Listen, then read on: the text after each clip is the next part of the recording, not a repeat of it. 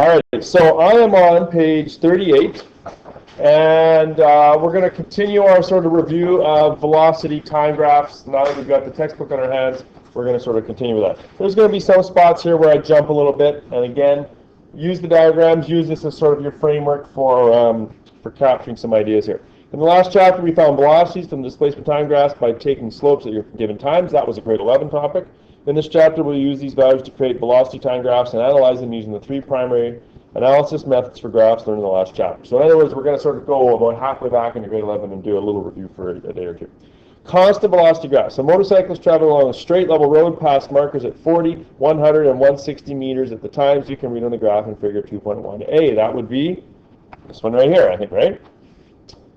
This DT graph is a straight line. Slopes at 3 points on the graph are recorded in the table of figure 2.1b. That's this one right here. So what they did was they took the slopes at that point, and that point, and that point, and the slope is always the same. Why is it always the same? Because it's a straight line. And then they made a table of values out of it, right? Big deal, Mr. Beck. What is that constant velocity? 20. That's how fast this particular, it's a motorbike. The motorbike is traveling, right? The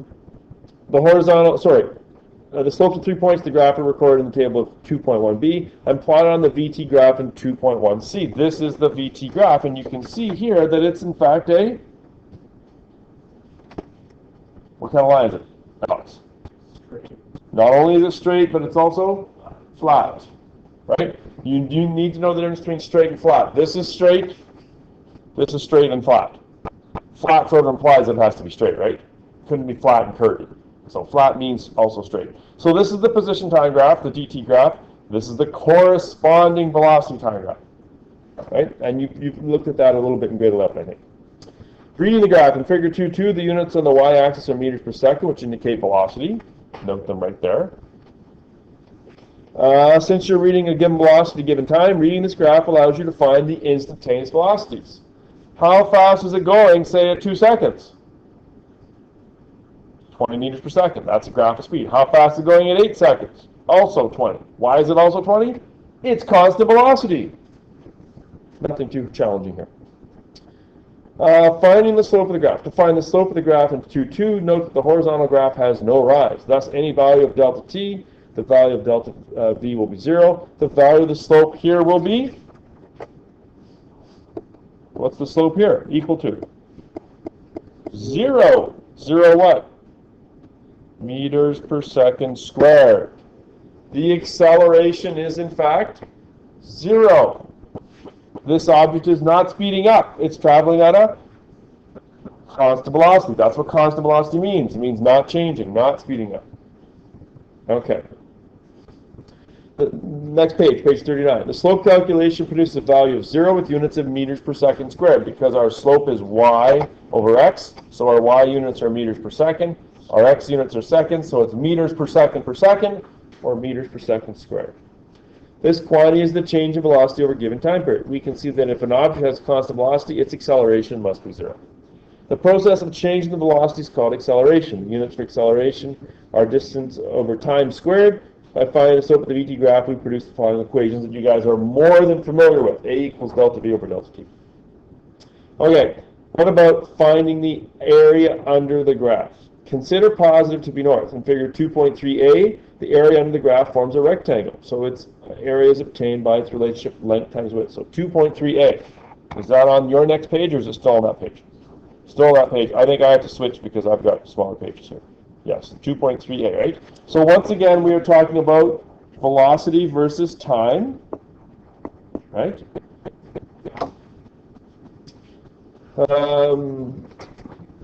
The area under the graph forms a rectangle, so its area is obtained by the relationship length times width. Well, in this case here, the length is the time, and the width is the velocity. And if I take those units, if I take meters per second, my height of my rectangle, and I multiply by my time, seconds, what can happen?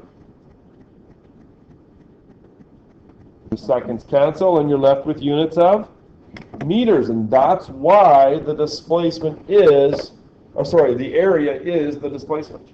Because you have this unit cancellation, or dimensional analysis, right? When you take this unit, the y unit, multiply by the x unit, the seconds cancel, you're left with meters. Therefore, area is displacement. The area is displacement because of that unit thing. Yeah, a unit analysis, right? And it says that there, by doing a unit analysis, we can see that meters per second times seconds cancels out and give you meters, indicating that the area represents the distance. In other words, the area represents the displacement of the object during the chosen time interval. So, for example, after 5 seconds, right, if I'm going up to there, my displacement for 5 seconds is going to be, displacement after 5 seconds is going to be 5 times 20, or 100 meters. And if you stop and think about it, if I'm traveling 20 meters per second for 5 seconds, well, I'm going to end up 100 meters away, aren't I, right? 20 meters per second times 5, 100 meters. So that's rocket science. Unless it was a rocket. Unless it was a rocket traveling. I was just waiting for someone, and I'm not surprised that it was you that said it.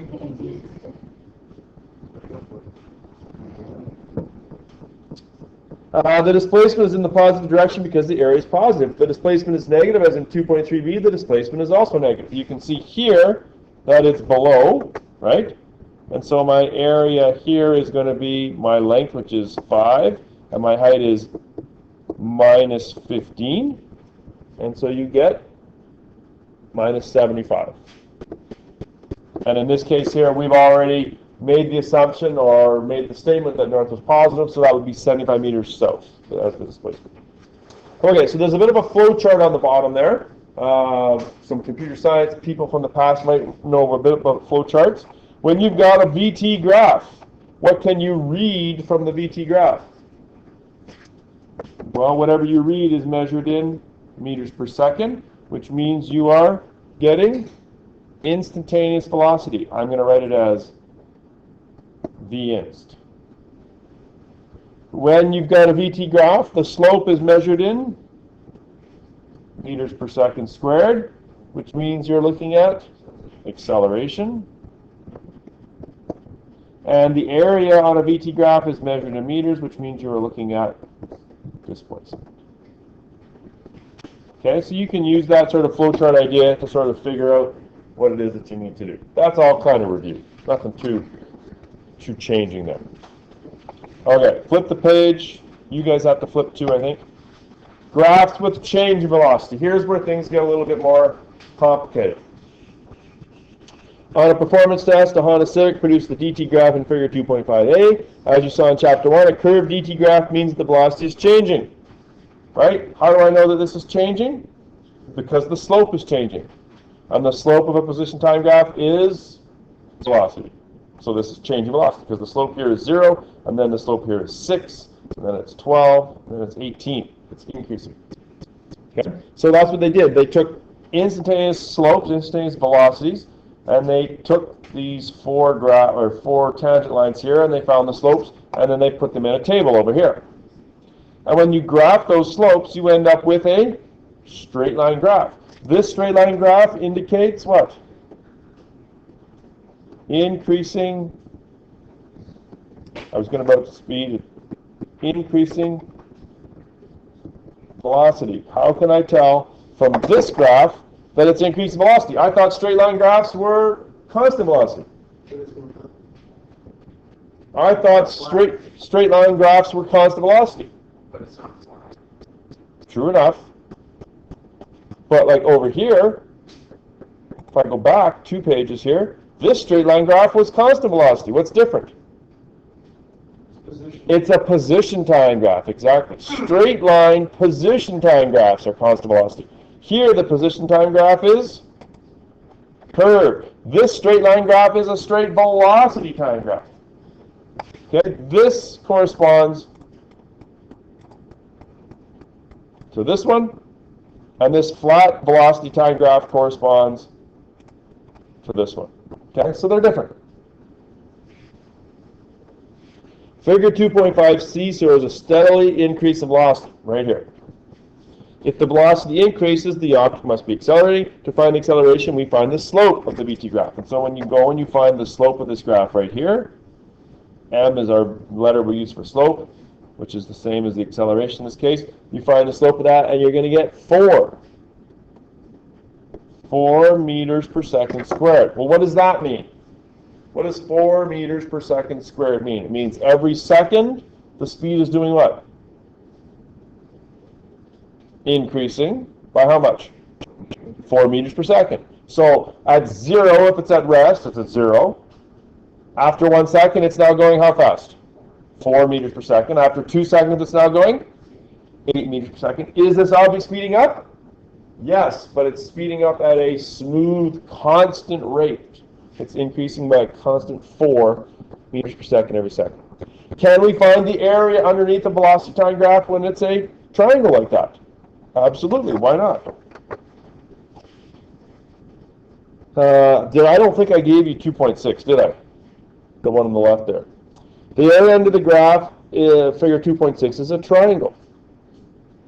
The area of the triangle is half the base times the height. By substituting values and units in the graph into the equation, we obtain 1/2 the velocity times the time, and thus you get 1/2 of, we're looking at 3.5 seconds. If we're looking at right there, where is this object 3.5 seconds later? It's a triangle, so it's 1/2 the base, 3.5, and the height is 15. Do the math, 24.5. Could you get that 24.5 from the position time graph? Is there any way to do that? Could you figure out how far it is after 3.5 seconds? Right there. That's where it is. Is that supposed to be 24.5? Should be close. Should be exact, should it not? Yeah. Right? Because it's a graph of what? It's not like you're trying. Well, fair enough. It's a graph of what? It's a graph of position.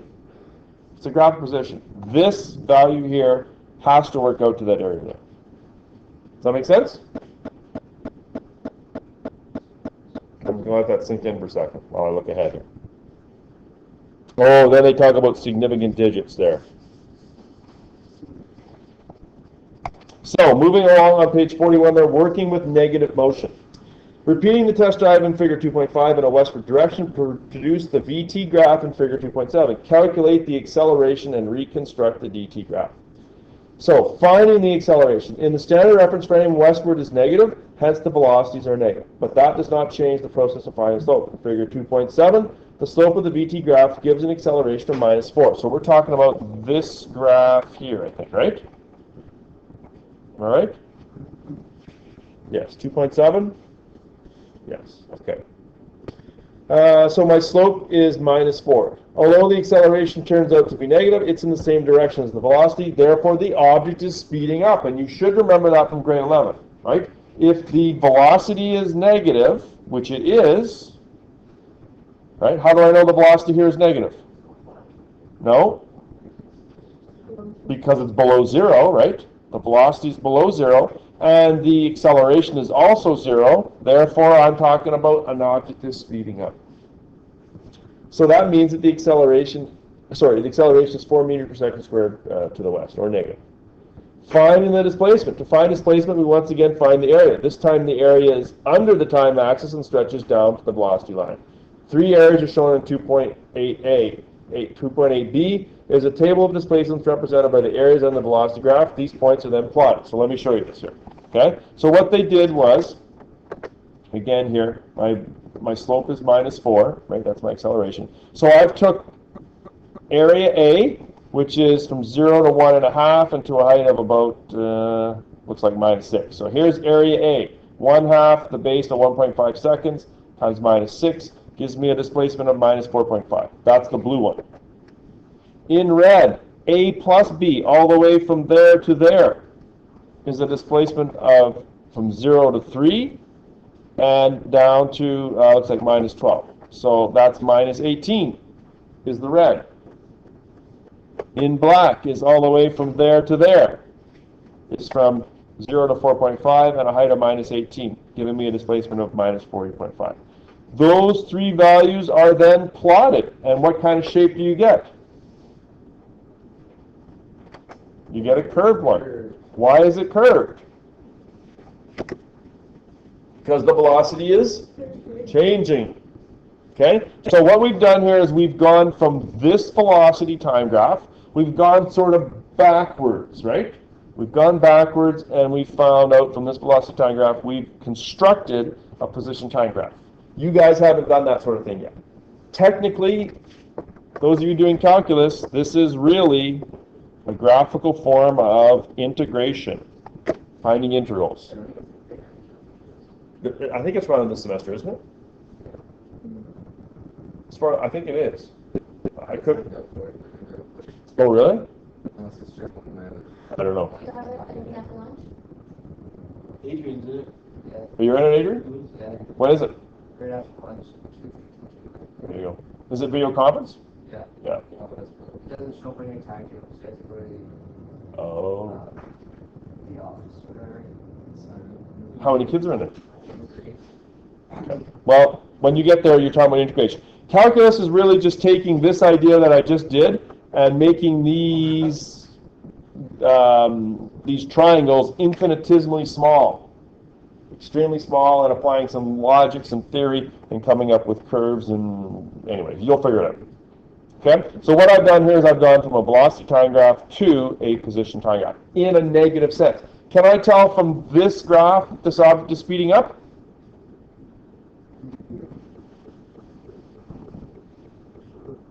What do you think, Tony? Can I tell from this graph that the object is speeding up?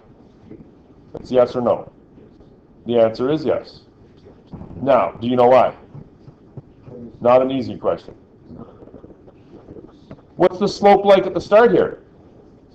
It's pretty flat, and as you go down, the slope gets more and more steep. Even though it's negative, it's still steep, which means this object is speeding up. Speeding up.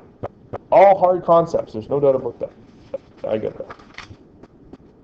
Okay, flip the page over in the book, page 42. What about when the velocity and acceleration have different signs? Hopefully your gut tells you that when the velocity is positive and the acceleration is negative, the object should be? Go ahead, Tony, say it out loud, you're right. Okay. Slowing down, very good. For the slowing down portion of the roller coaster, when did we start on the roller coaster? See what I mean about this book? Apparently we're on a roller coaster. Find the acceleration. Okay, so in this case here, we're going to use the DT graph in figure 210. This one right here. And they want us to find the acceleration. So we're going to have to create a velocity time graph. How do you create a velocity time graph from a position time graph? You're going to have to find instantaneous slopes. So they've taken a slope value at 0, they've taken a slope value there at 2 seconds, and they've taken a slope value right there. And they get values of slope 30, slope 12, and slope 0. Okay? Slope here is 30, slope there is 12, slope there is 0. That's the velocity. Clearly the velocity is slowing down. They graph these to create a velocity time graph. How can I then find the acceleration of this object from this velocity time graph? How do you find acceleration from velocity time graph? You find the slope. So we would find the slope of this velocity time graph, and because it's a straight line, it's going to be the same throughout. And you're going to come up with a velocity time graph slope of, they've got minus 12 over 2 seconds. They've taken that little interval right there, minus 12 over 2, gives me minus 6. Could we have gone from there to there? Absolutely. What's the displacement, or the change in velocity from there to there? It's down 30, right? 30 down to 0, and 0 to 5 seconds, minus 30 over 5, or minus 6. Shouldn't be too surprising. So, in this case here, the position time graph is above. The velocities are all above, they're all positive, right? Velocities are all positive, but the acceleration is negative, meaning that the object has to be slowing down. All right. So there's a little flow chart at the bottom there. I didn't put it on your sheet. I don't know if you think it's important or not. If it is, you think it is, maybe you want to jot it down. Determining the action of the object. So you've got a velocity time graph. It's on in your book, you guys. Don't look up on the screen. Bottom of page 42. You've got a velocity time graph. You take the slope and you find the acceleration. Is the acceleration equal to 0? If the answer is yes, well then obviously it's constant velocity. If the answer to that is no, then is the sign the same as the velocity, right? Is the acceleration positive and the velocity positive? They're both the same, then it's speeding up. If they're opposites, it's slowing down. Example number 3 is indicated, or it's called a lot of traveling and ending up nowhere. And I always feel that way when I get to this point because I seem to be doing a lot of talking and hopefully getting somewhere. You can see very lightly in the book, there's sort of a hill there. You see the green hill in the book that didn't really photocopy very well? Right? In the background. It's kind of in the background, right? It's there to sort of show that this person is riding a bike up a hill and coming down. It's not part of the graph. It's just a picture. It should probably be on the side. Figure 2.12a is a VT graph of a cyclist's motion. The cyclist traveling at 20 meters per second arrives at the bottom of a hill, climbs up the hill to a stop, and then coasts back down again. Find the total displacement as well as the acceleration for each section. Here's the second time that I've got an issue with the book. Do you have a word inserted into your textbook?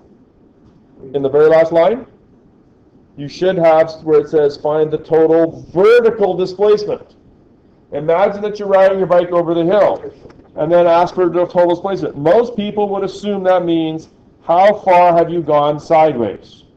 That's what the average, regular, smart person would think. No, the book is talking about the vertical displacement. Where are you in relation to altitude where you were before?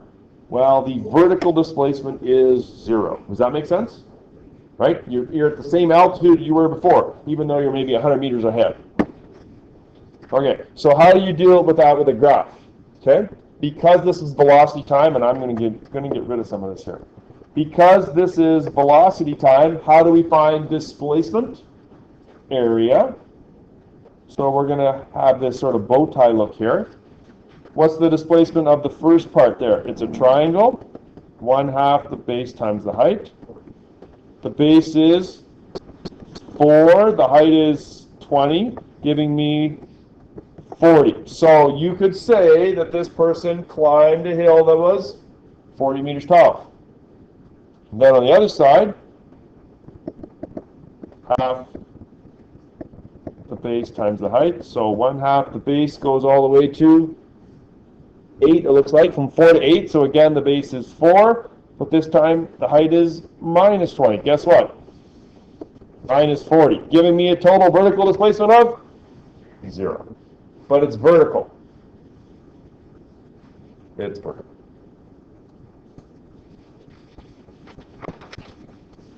Could this hill, could this cyclist have climbed to the top of the hill, turned around, and gone back down? Would you be able to tell from the graph whether they turned around and went back down or went down the other side? You can't tell from the velocity time graph, can you? There's really no way of knowing. You can't tell because we're not talking about the horizontal displacement. We're talking about the vertical. Okay, that next diagram is pretty important. That flow chart. Okay, pretty important. Information obtained from a VT graph. So, if you've got a VT graph, what do you read off it? Instantaneous velocity. It's a graph of velocity. If you've got a VT graph and you're finding the slope, well, that gives us the acceleration. And if you're using 2 points, well, then that is